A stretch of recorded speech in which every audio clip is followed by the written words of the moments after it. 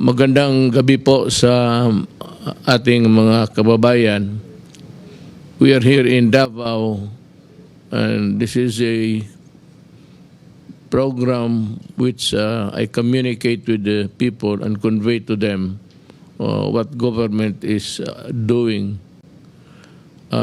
Sa ngayon, I think it would be good to listen to yung tao na magbigay ng clearance sa mga bakuna para magamit sa mga gamit ng mga doktor o medical people para sa injection.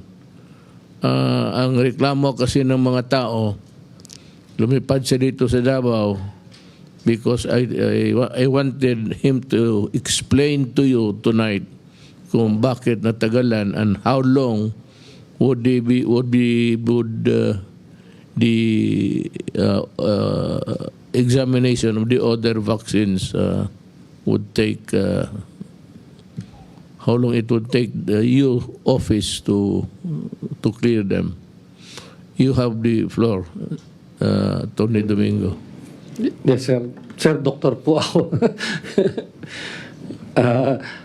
Meron po akong presentation na maikli, 10 slides. Can we have the PowerPoint on the updates po ng mga nag-apply po sa atin ng EUA?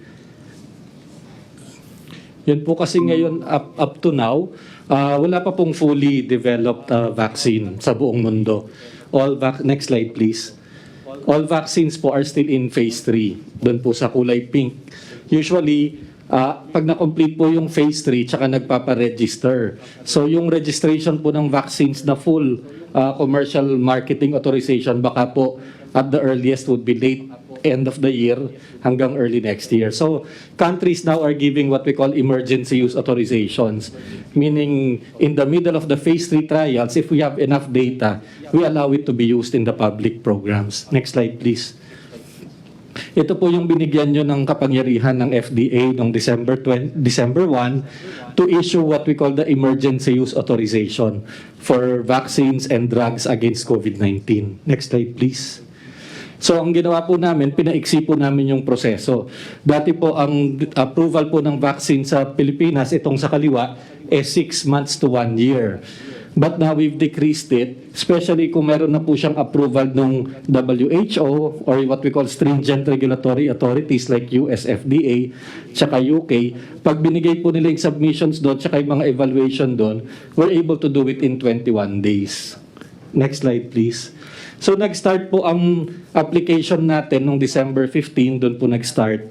And we only give the EUA if we have the following conditions. Ito po yung nakalagay sa executive order natin. Number 1, based on the data available at hand, it must show that it is reasonable to believe that the vaccine is effective, may be effective against COVID-19. Second, the known and potential benefits must outweigh the risk. Ibig sabihin po, yung una, efficacy, yung pangalawa, safety. Dapat wala pong any specific or significant safety issue. And third, there must be no approved alternative. Wala pang bakuna na registered. At so far, wala pa naman po talaga. Next slide, please. So it also in the EO, it says that the FDA must create an expert panel, and we have experts po na mga immunologist, allergologist, virologist, epidemiologist, looking at the safety and efficacy data of the vaccine. And then they give the report to me with their recommendations. Next slide. So ito po ang ginagawa natin. Nung pagtanggap po natin ng application, hinahati po natin yan into 2. The first one, for the safety and efficacy, the clinical trial data, we give it to the experts. Titingnan po nila. Pag meron po talagang safety issue na nakakatakot, wala na agad yan, stop na agad yan. Pero kung maganda naman yung safety, yung efficacy naman po ang titingnan if it's going to be useful. And then the other half of the submission, yung pong regards the quality, the manufacturing, the stability, the labeling, yung pong mga product information. Sa mga regulator po natin sa FDA yan. Kasi kailangan tingnan natin na yung pina-approve sa WHO, it's exactly the same product that they will be supplying to us. Hindi po kasi pwede na ibang factory o iba yung bote. Kailangan kung ano po yung pina-approve sa US FDA halimbawa, or do sa country nila, yun din ang dadalhin sa atin. And then once the two groups have then made their recommendations, they submit it to my office, and we make a final decision within 1 to 2 days. Slide 7. Slide Yes, we 7. continue. You continue with that. These are the things that we should understand. Tayo dito. Yes, sir. But not Sir. for the public. Opo, sir. Mamaya, sir, i-explain ko po, sir, sa slide number 7. Sir, kung titingnan po, pakibalik. Kung titingnan po natin, sir, more or less 180 million na po yung, kasi ang data po nito is February 12. More than 180 million doses na po administered as of this date, with 6 million doses administered daily worldwide po, sir. Kung sa makita po natin, sir, ang ano natin talaga, yung US at saka China po ang nangunguna, na meron silang average na 1.7 million doses daily. At nakikita po natin yung ating mga ibang countries, more than 20 countries. Nakita natin medyo mababa pa rin po yung kanilang uptake ng doses. The next slide. Sir, ang magandang balita, sir, based on the global data, yung anim na approved na vaccine ay meron na po silang kapasidad na more or less 10 meron na po silang more or less na 10 billion na vaccine. At the same time, yung merong trial data ng phase 3, Novavax at saka po yung J&J, may additional capacity na another 3.2 billion. So, more or less, meron po tayong total na 13.2 billion na capacity for 2021. Pero sinasabi nga po natin sa first quarter, second quarter, makakahirapan po rin tayo dahil kasi yung karamihan ng mga Western vaccine ay ginagamit po ng mga taga-Europe at saka sa Amerika po. So kung titingnan po natin, 7.8 billion ano po tayo, world population. Sa population po niyan is 5.5 ang adult. And then willing adult is more or less 4.0. So kung titingnan po natin yung supply and demand sa 2021, may possibility po natin na talaga yung ating vaccination program ay makakaya po natin sa 2021. Next slide please. Yung ating yung preparation natin, nagkaroon na po tayo ng meeting sa 16 cities ng LGU at bukas nga po sa Davao City po tayo magmi-meeting para ma-check po natin ang preparation ng Davao City. Just in case na yung COVAX darating, magkakaroon po tayo ng tinatawag na vaccination po dito. Next slide please. Nagkaroon po tayo ng simulation sa darating na 117,000 na vaccine ng COVAX at yung Bureau of Customs po, sir, sumunod po sa inyong directive na 0 minutes po sila. Actually, from the aircraft, diretso po kaagad dun sa refrigerated van. So, ang ginawa lang po chinek lang kung ilan ang bilang, but they never intervene doon sa sa packaging. So, sumunod po, nandun kasama po namin si General Guerrero, nandun din po si Secretary Tugade, si Secretary Lorenzana at saka si Secretary Duque. Nagkaroon po kami ng simulation. Maganda po yung naging result ng simulation at we have lesser minutes sa mga ginawa po natin na simulation. So, as far as we are concerned, tayo dito sa gobyerno, itong flow ng how the vaccines would be imported and doon sa finally sa storage, wala ng monkey wrench. Wala na po, sir. Medyo na po tayo, sir. Okay po tayo, sir. Lalo na po yung from the airport going to the storage. Nakuha po natin yung timing na napakababa po. At saka ang kagandahan nga po yung sa clearance sa custom, pre-clearing na po ang ginawa po. Sumunod po sa utos niyo po na talagang wala pong time na makukonsumo doon sa custom clearing. So 0 minutes po sila. So tiningnan lang nilang boxes, binilang po nila, and then naikarga po kagad sa refrigerated van. So maganda po lahat ang execution. Actually, if I may say to say something about the customs, alam naman nila kung alam yan. That's why we are there, because nandiyan na yung bakuna. And there's really no need to tarry a minute longer in releasing the cargos. Kasi alam naman nila bakuna yan, and it is very important that they should be stored immediately upon ma-deplane yung mga bakuna. Wala ka nang nakitang problema dyan sa Meron pa po kami nakikita po sa internal po natin, lalo na po yung sa storage. Gagawin po natin ng paraan. So we are having another rehearsal internally. So yun po ang gagawin po namin, Mr. President. But all of the process ng simulation from the airport going to the warehouse, okay na po siya. Matanong kita, itong ang problema na lang is nandito sa atin. Is there a problem within us that we have to surmount? Yun na lang, very limited na lang po sa logistics. Nag-usap na po kami ng Secretary Duque, and then may ginagawa na po kami ng emergency procurement po. And I ask you again, I asked this last time. Are we sure that we have the storage? Sir, yung nga po sir natin, just in case na magkaroon po tayo ng influx, malaki po ang storage natin sa ating mga third party provider. Yung sa RITM, may mga limitation hanggang ano po yun, more or less 1 million lang po ang kaya sa Pfizer, and then sa Moderna very limited. And marami po siyang vaccine na 2 to 8 dahil po meron po tayong ongoing vaccination po ngayon.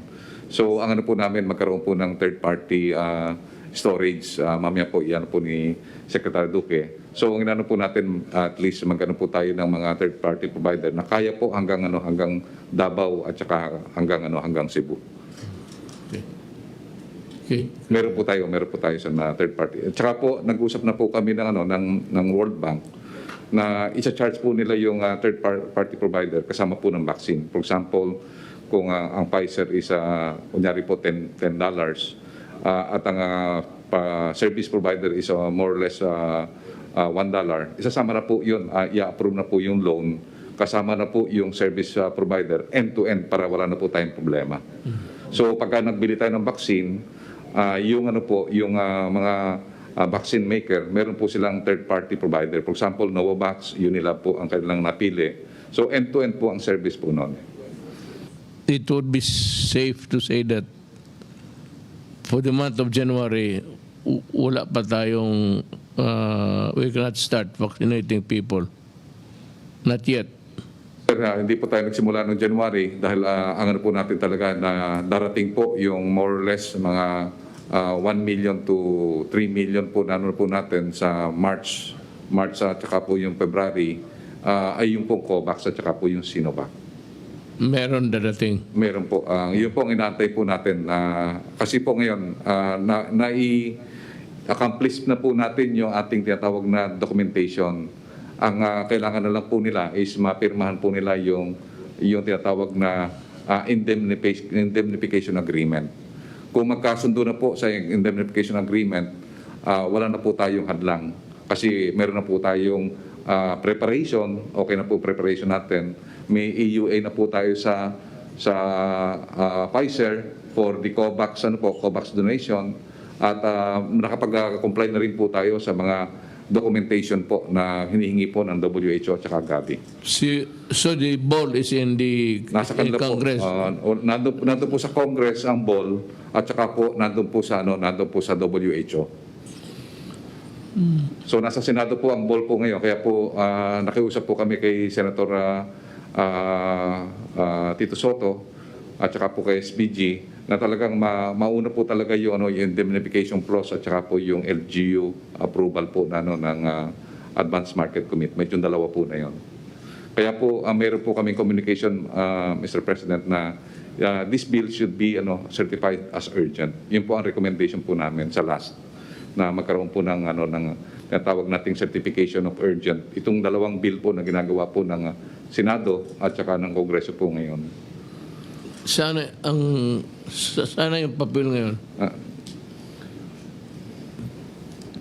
Nasa committee po sa Senado, Mr. President. Nag-usap na kami ni Secretary Galvez para ma-certify mo as urgent po ngayong linggo na to.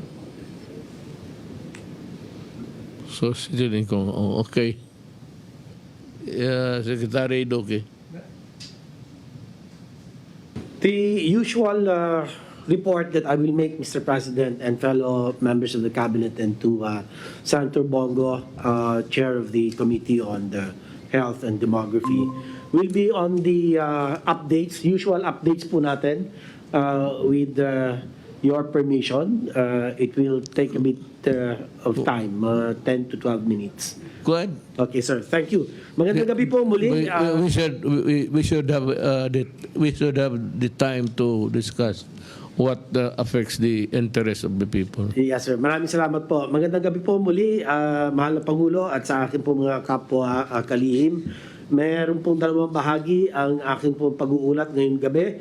Unang-una po yung ating COVID-19 situationer, at ang pangalawa po ay ang updates on the whole genomic sequencing na ginawa po ng ating Philippine Genome Center ng UP, ang ating pong National Institutes of Health, and also the Research Institute for Tropical Medicine. Ito po, next slide. Sunod nga yung yan. Okay. Ito po ang atin mga pangunahin mensahe patungkol po sa atin COVID situationer. Una, sa pangkalahatan po, nakakita pa rin po tayo ng pagbaba sa dami ng mga naitatalang kaso sa buong bansa. Ngunit may mga rehiyon tulad ng Region 7 at Caraga na nagpapakita ng patuloy na pagtaas. 8 lungsod naman sa NCR na nagpapakita rin ng pagtaas ng mga kaso. Ikalawang mensahe po para sa ating healthcare utilization rate. Lahat ng rehiyon ay nasa safe zone. Ngunit kung bababa sa panlalawigan o panglungsod na level, may mga iilang lalawigan at lungsod ang nananatiling nasa moderate hanggang critical risk level. At ang ikatlo po, kinakailangan ang agresibong pagpapatupad ng atin na response strategies upang masugpo ang pagkalat ng mga tinututukang variants sa mga areas of concern. Next slide, please. Ngayon pong ika-16 ng Pebrero, may nadagdag na 1,685 na bagong kaso. So ang pangkalahatan na kaso po ngayon, araw, ay umabot na ng 550,860 confirmed cases. At out of these, meron pong 27,588 currently admitted or isolated.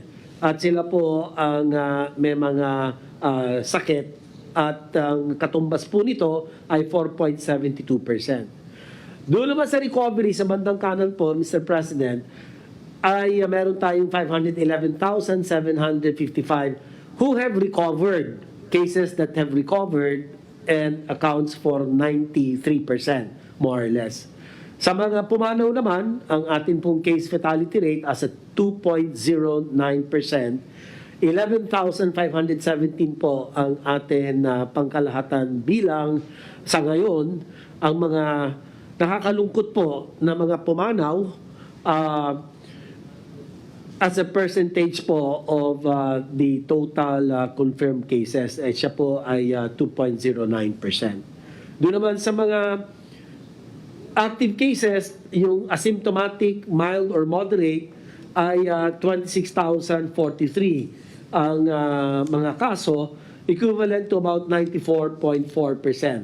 At ang severe or critical cases ay asa 1,545, equivalent to 5.6%. Patuloy po pakikipag-ugnayan natin sa iba't ibang rehiyon upang magkaroon tayo ng sapat na representasyon ng mga sample sa buong bansa at maging malinaw sa atin kung ito bang mga dumadaming kaso bunsod ba ng mga bagong variants na ito. Pero sa ngayon, hindi pa po conclusive ang findings.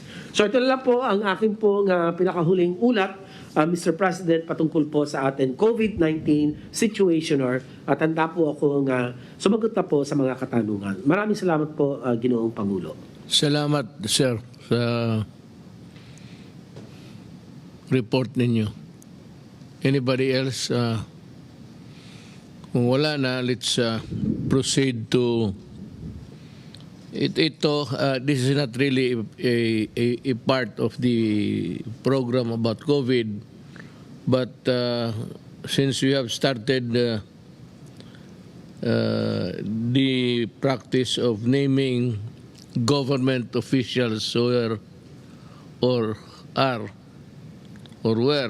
terminated sa gobyerno, yung mga malaking opisyal. So we begin with Edita Abdun, Division Manager, National Irrigation Administration, NIA, sa ng Bukidnon. Gross neglect of duty, dismissal ang binigay sa kanya ng ombudsman. Adelina Kalonge, administrative head, finance head ng Bukidnon, MIA. Leonola Tenestrante, principal engineer ng NIA, Bukidnon, dismissal sa serbisyo.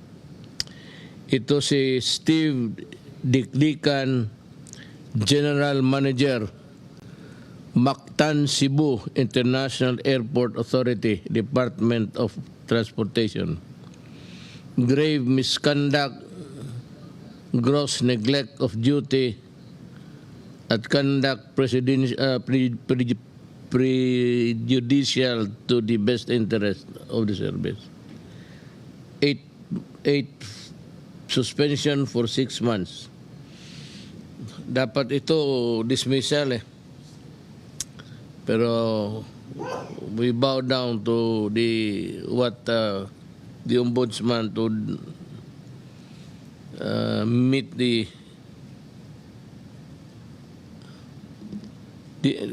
Jesus Datuon, Division Manager, Antique, Provincial Office, NIA Region 2. Itong technical malversation of public funds, bagay. Ito yung mga malalaking opisyal na terminate at na-suspended. Ngayon dito tayo makababayan ko sa ating short talk. We are trying our best. Narinig naman ninyo si Secretary Galvez that we are in the process of really working towards the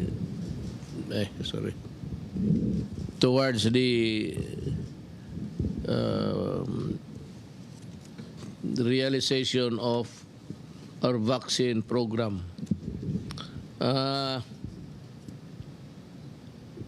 Alam mo, you can only have about a good knowledge or at least an understanding of our COVID program once you hear me, ngayon sa gabi nito. But it does not come to you every day. So I have requested Secretary Galvez and si Secretary Roque sila ang magdala sa public information, and it should be given twice a week para you'll be better informed of what government is doing. Yan siguro ang paraan dyan. But I leave it to Secretary sa the press secretary to do the arrangements. Nandito si Carl. Nasa online po. Ah, Online po. Mr. President, I'm here po. okay. Okay, Carl. Thank you. Thank you very Sige. Introduce lang kita sa tao. Ngayong gabi nandito si Carl Chua to give us the update on ito yung acting NEDA General Director ng Director General ng NEDA. He is the guy who's in charge of at least giving the effort to ano ang ating ekonomiya, mga maabot natin ang mga ating objectives sa ating governance. He will continue to has been giving us the update, but he will still continue now para malaman mo. Carl, are you articulate sa Tagalog, vernacular? yes po. Opo, itatagalog ko po yung aking presentation. Itagalog mo lang yung presentation mo. So you go ahead. You have the floor. Thank you very much, Mr. President. Mag-share lang po ako ng slides, sandali po.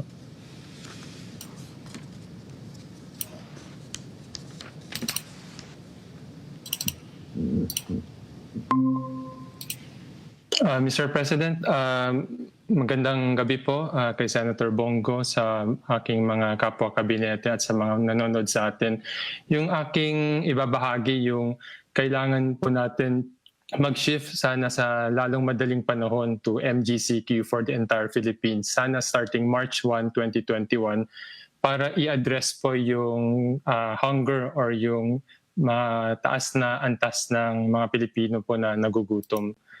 Yung ating quarantine restriction na ginawa since March of 2020, ang nagdulot po nito na total income loss na 1.04 trillion pesos in 2020. So on average po, araw-araw, 2.8 billion pesos po ng mga sahod, mga kita ang nawawala. On average po, ang annual income loss ng isang manggagawa ay 23,000 pesos per worker. However, alam po natin yung ibang sector po hindi po pinapayagan na mag-operate under yung ating community quarantine. At yung iba po nawala na ng trabaho. Kaya yung ibang workers po, mas malaki po ang tama sa kanilang sahod, sa kanilang kita at sa kanilang mga kabuhayan. So ang recommendation po namin ay dapat i-balance po natin. Meron pong nakitang kami survey na ginawa po ng Pulse Asia. Yung September, sabi po ng taong bayan, 39% need say that we should balance both the economy and the control of the virus. Pero yung November, yung tumaas po yung hunger rate, 73% na ang nagsasabi na we have to balance the opening of the economy and the control of the virus. So hindi po naman natin sinasabi na ibukas lang natin yung ekonomiya at wag na nating pakialaman yung COVID cases. Kailangan po natin both. At nakita po natin na nagbukas po tayo last October at yung dumaan po yung Christmas vacation, hindi po naman umakyat yung COVID cases. In my concluding slide po, sa IATF meeting last Thursday, we presented the following recommendations which was approved by the IATF, and we hope for your approval also on the following. So given progress on the health side, and no spike in COVID-19 cases from the reopening of the economy last October and the year-end holiday, ang recommendation po namin, number one, we further open the economy to MGCQ for the entire Philippines, especially NCR, starting March 21. And the main reason is gusto na po natin ma-mitigate or mabawasan yung sickness, hunger, poverty, job, and income loss that are arising from non-COVID cases. At kung kailangan, gumamit po tayo ng localized lockdown sa barangay or municipal level to address the local spread of the virus. Yung pangatlo po naman, nakita po namin na kulang po yung public transport natin. So we propose with proper safeguards, i-further expand po natin yung public transport from 50% towards 75% para mas marami po yung makabalik sa kanilang trabaho. Pangalawa po, to complement public transport with active transport support. Ito po yung tulad ng bike lanes kasi marami na pong Pilipino yung nag-shift to biking to work or to avail of their basic commodities when they buy goods. And finally, nakita po namin na kulang po yung inter-province bus operation natin. Marami pong mga manggagawa yung nag-ECQ, bumalik po sila sa probinsya. Ngayon po, hindi po sila makabalik na ganap sa kanilang trabaho. At yung pang-apat po, yung expand the age group allowed to go out. Of course, with safeguards din po. Yung letter A po, yung na-approve niyo na po dati na to conduct pilot face-to-face schooling in the low-risk areas, we are proposing, Mr. President, i-resume natin because nakita po natin na yung COVID cases at yung UK variant ay nakokontrol po natin. Yung pangalawa, and this is subject po to our discussion with the NCR mayors, is to gradually expand the age group allowed to go out. Ngayon po kasi 15 to 65 lang yung pwedeng lumabas. Ang proposal po namin, i-gradual natin yung pag-expand to age 5 to 70. At pwede natin gawing dahan-dahan in increments of 5 years, also with appropriate safeguard. Yung safeguard naman, pwede lang lumabas yung kabataan with their parents only, or initially they can go out to more open areas. At hindi naman ibig sabihin na pupunta sila sa malls. Pero kung pwede pong lumabas yung kabataan with safeguards, it will allow also their parents to work and get a job. So ito po yung aking presentation, Mr. President. At yung conclusion po nito ay kailangan po nating ibalanse yung pagtulong natin sa mga na-infect ng COVID compared also to those who are experiencing hunger na mataas na talaga sa NCR. Kaya po natin kailangan i-further open yung ating economy. So maraming salamat po. Salamat, Secretary Chua. Now, I think we have reached the final phase of the program. May tanong ako sa iyo. Paano ko...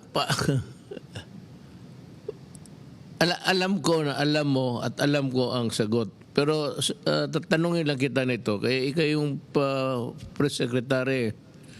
Ikaw yung sasagot.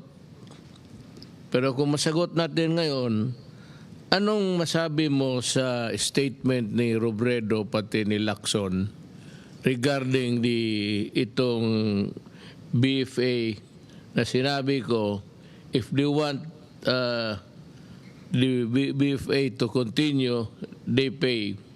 Itong dalawa, in short, si Robredo said that I was extorting money from, it's like extorting money from a friendly country.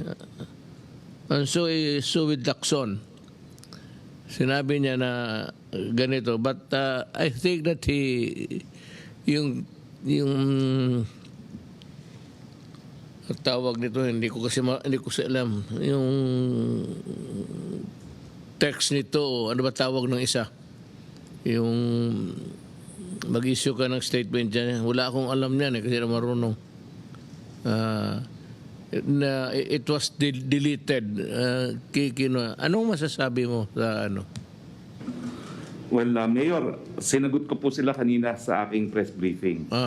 Ang sinabi ko, sa larangan ng international law, meron po tayong prinsipyo na a state can incur state responsibility kapag pinayagan niyang gamitin yung teritoryo niya sa isang pamamaraan na makakasira sa ibang estado. Sa ngayon po, in-explain ko ang polisiya natin, independent foreign policy, lahat kaibigan, wala tayong kalaban. Pero dahil sa presensya po ng mga tropang Amerikano sa Pilipinas, at nagkaroon ng hidwaan sa panig ng China at ng Pilipinas, sigurado po tatargetin natin ng Amerika ang teritoryo natin, ng China ang teritoryo natin, dahil pinayagan natin ang presensya ng mga Amerikano at kanilang sandata dito sa Pilipinas. At dahil nga po sa danyos na po pwede nating pagbayaran sa presensya ng mga Amerikano sa ating Pilipinas, dapat lamang na mayroon pong kabayaran ang mga Amerikano para manatili dito sila sa Pilipinas. At pinakita ko po, meron pong isang pag-aaral na pinakita at ang conclusion, napakaliit po talaga ng nakukuha ng Pilipinas. Historically, bagamat tayo po talaga ang kanilang unsinkable warship sa Asia. At ang comparison po ay between the Philippines and Pakistan. Ang Pilipinas, panahon pa po ng Death March, kaalyado na tayo ng mga Amerikano. And yet, doon po sa datos na pinakita ko kanina, $3 billion lang po ang nakukuha natin in terms of counterterrorism support from the United States. Ikukumpara po natin to sa bansa na gaya ng Pakistan. Ang Pakistan po, $13.6 billion ang naibigay ng mga Amerikano. Ikumpara po natin sa Turkey, ganun din po, halos 5 beses ang binibigay nila para manatili yung kanilang mga sundalo at ang mga militar sa kanilang bansa. Doon po sa issue na extortion, ang sabi ko, hindi po masama na dahil marami po tayong mga pangangailangan sa COVID para mabigyan ng implementasyon ng universal healthcare, ang libreng patubig, ang libreng tuition, hindi po masama na humanap tayo ng alternatibong mga pagkakukulunan ng pondo para po gastusin sa pangangailangan ng ating mga kababayan at hindi po yan extortion that is advancing the national interest. To add to your statement, actually, ito naman si Robredo, abogado. I can't forgive Lacson because he is not. They should look at the Constitution. The Constitution of the Philippines provides that the foreign relations or foreign policy is vested in the President alone. Siya yung kaisa-isang well, I happen to be there. Kaisa-isang ano ang policy gusto niyang ipalabas for the Philippines is vested in the President and not with the senators or the Vice President. So, at least, yung sabi nila na extortion, well, I can forgive Robredo. Every time she opens her mouth, talagang when she forgets that she's a lawyer, and being a lawyer, she should know that the Constitution says that that is my function. It is not their function. At kung anong gusto kong sabihin para sa aking bayan, may purpose yan. Hindi kasi nila alam. Na alam ko noon na meron tayong binili na armas sa Amerika, it took them years to deliver. Practically using the money, our money, for so many years, then delivering the bago lang itong mga armas na dumadating. And second, itong Congress ng United States, magbili tayo ng helicopter, they denied because they say that we cannot use it against, well anyway, ayaw nila tayong pabigyan. Yan ang hindi alam kasi ng itong, I don't know, I don't if it's a pretended ignorance kay Lacson, but itong kay Robredo, sabi ko nga, ma'am, kung ikaw ang presidente, hindi mo alam ang trabaho mo, huwag ka na lang dapat alam mo yan, abogado ka, that you should not be opening your mouth while we are negotiating because maraming kasalanan ang Amerika sa atin.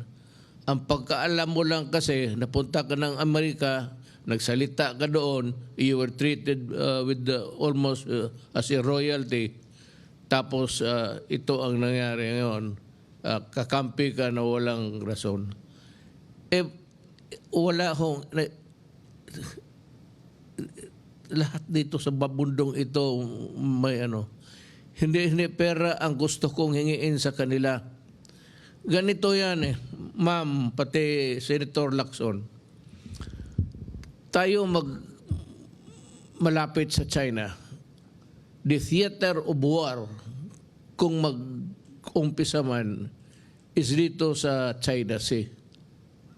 Ngayon, gusto nga natin, pinipilit natin na Amerikano tayo, we should be provided with the arms and armaments that's capable of at least that would place us on equal footing with the other countries at war with us.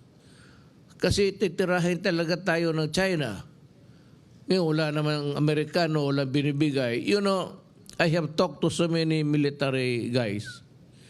Sabi nila, yung war games, it's coming, I think, on May. Ang Amerikano, magdala dito ng mga armas, mag-display sila ng mga equipments and everything. Tapos, ng war games, dinadala nila doon sa, tinuturuan nila ang Pilipino paano gumamit during the war games, and then after that, they go home and bring back their equipment. So, nandyan alam ni General Lorenzana yan. Yan ang lamentations ng Pilipino. Yan ang hindi alam ni Robredo. Ang pagkaalam kasi ni Robredo, parang we are nothing wrong with America and the Philippines. Hindi niya alam na ano kaya ikaw, ma'am, I'm sorry to say, you are not really qualified to run for president. You do not know your role in this government. Yung foreign relations with other countries is vested on the president alone.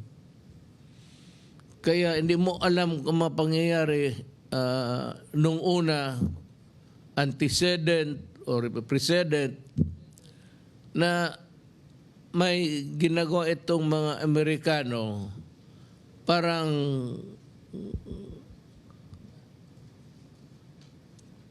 ano tingin natin, outpost eh. Ma'am, alam mo ba, ma'am, as a president, do you know that there are so many depots, depot, the OBS depots, maraming mga armas dito na nakalagay sa Pilipinas ang Amerika. And do you know that they are slowly converting Subic into an American base? Yan ang hindi mo alam at wala ka sigurong alam. Kaya huwag kang mag-alam, huwag kang magsalita. These are the things that are known to us because I have the reports and I have also the assessments given to me by the Armed Forces of the Philippines. At sinasabi nila kung ano talaga, what's the deal? Anong binigay ng Amerikano? Gawain lang tayong outpost, tapos mag-pro-American ka. Pagputok, ang unang siguro, tanungin kita, kung magsagot ka ngayon, ang unang matamaan kung magkagera ang Amerikano pati Philippines? Alam mo? Kung hindi mo alam, sabihin ko sa iyo, the meltdown will start in Palawan. It's the province that's facing the Spratly and everything there. Kaya hindi mo lang alam, in a worst case scenario, kung may isang gago dyan na magpaputok ng isang rocket, gulo na yan. And the Philippines invariably would be drawn into the vortex of a conflict that is called war. Ngayon, ang mga stations ng Amerikano, tinanggal nga natin yung basis agreement. I would like to read sa necrological services ni SIGA. And statement niya why he voted to oust America from the bases. Dapat ito, Bicolano yun si Siga eh.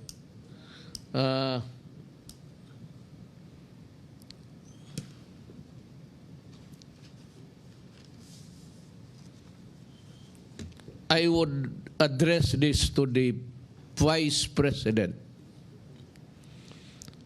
Excerpt from the speech of the late Senator Vic Ziga during the Senate voting on the U.S. Bases Treaty on September 16, 1991.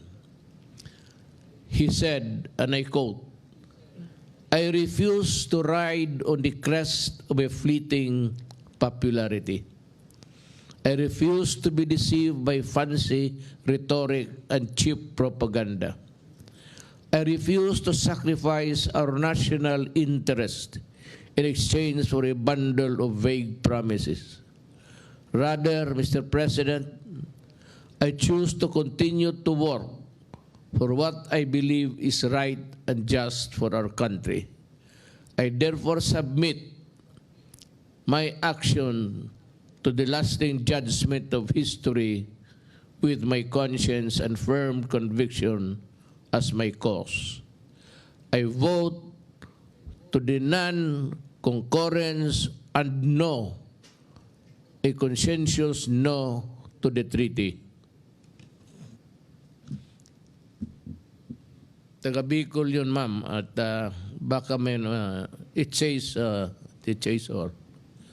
Wala kang alam, sabihin mo lang na extortion.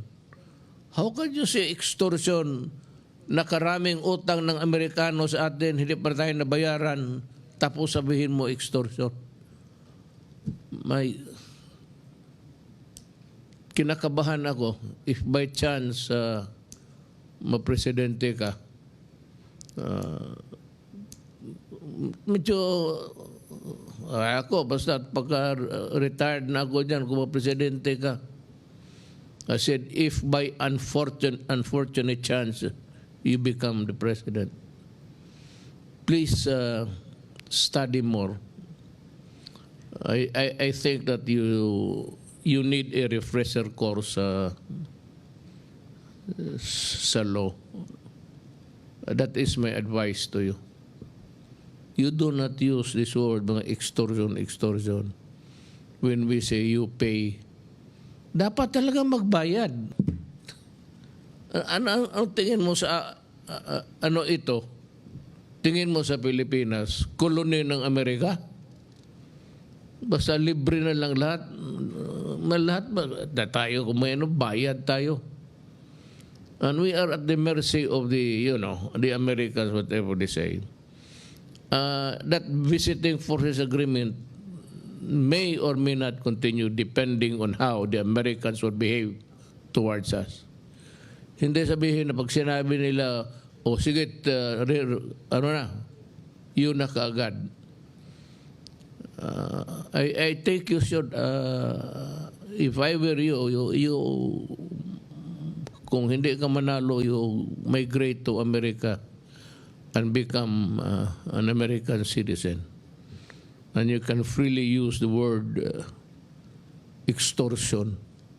How can that be extortion when you ask for a payment? Extortion. Maningil ka para sa bayan mo, extortion. The statement of Senator Siga during at that time, ito maganda ito. I therefore submit my action to the lasting judgment of history with my conscience and firm conviction as my cause. I vote yes to the non-concurrence and no, a consensus no to the treaty. May isa tayong who was a great senator sa Bicol. Mabutit na lang. Ewan ko. Pero yun na lang po. Salamat sa iyo. Ito naman kay Lacson.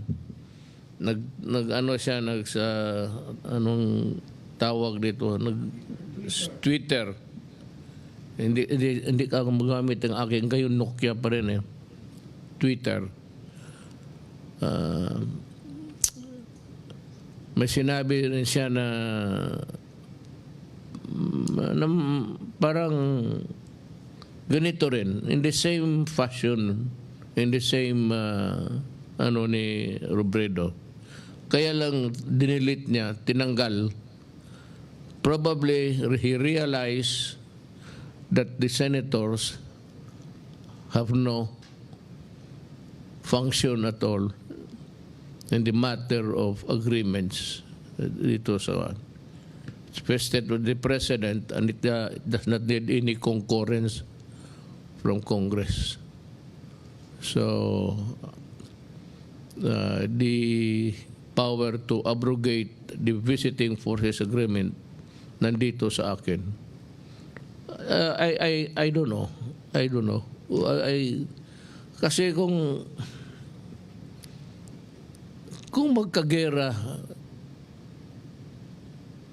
tapos mag-nuclear war, tapos nandito yung armas, nandito dyan sa Subic yung mga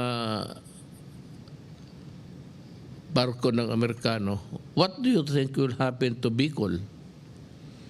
It's too far away, but it will also melt just like what would happen to the rest of the Philippines. It to reduce us into a barren land where you cannot plant anything except wait to die. The way to die, rather. Alam na, siguro si Lacson na alam niya na tinanggal niya. Pero ito sabihin ko kay Ping, you have been a very cunning and sa mga statement mo. Yung pa-slide mo sa mga sabihin ko sa iyo, and so many other things in the past where you were wrong, bihin ko sa iyo na you have nothing to do with this. I may accept your comments, but please use it in a way, total hindi naman ito use your use a language that will promote your person, your human being. Hindi yung basta-basta ka na lang mag-post dyan tapos without really finding out whether you are a part of it or not. Telling you are not. So next time, consult a lawyer in your office. And to the Filipino people, maraming salamat po.